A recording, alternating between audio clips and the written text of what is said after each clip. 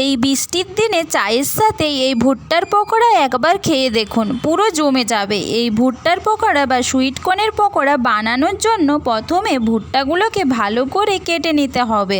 ভুট্টা কাটা হয়ে গেলে এগুলোকে ভালো করে মেখে নিতে হবে। এর মধ্যে 2 চামচ বেসন দিয়ে দিতে হবে। বেসনের সাথে ভুট্টাগুলো ভালো করে মাখিয়ে নিতে হবে। এর মধ্যে আগের থেকে বেটে রাখা আদা বাটা, রসুন বাটা, কাঁচা লঙ্কা কুচি, পেঁয়াজ কুচি, ধনেপাতা কুচি দিয়ে ভালো করে মেখে নিতে হবে। এখানে আমরা জল ব্যবহার করিনি। মাখা হয়ে গেলে পরিমাণ মতো লবণ, পরিমাণ মতো হলুদ গুঁড়ো, লঙ্কা গুঁড়ো ও জিরে গুঁড়ো দিয়ে দিতে হবে।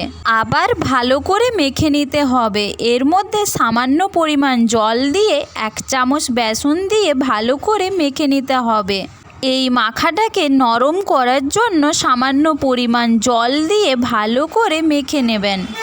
মাখা হয়ে গেলে কড়াইতে তেল দিয়ে তেল গরম হয়ে গেলে এর মধ্যে একের পর এক কড়াইতে পকোড়ার মতো করে দিয়ে দেবেন। তারপরে ভালো করে লাল লাল করে ভেজে নিতে হবে। এই রকম করেই একের পর এক পকোড়াগুলো ভেজে নিতে হবে। তারপরেই তৈরি হয়ে যাবে আমাদের ভুট্টার পকোড়া বা সুইট কর্নের এই মজাদার রেসিপি।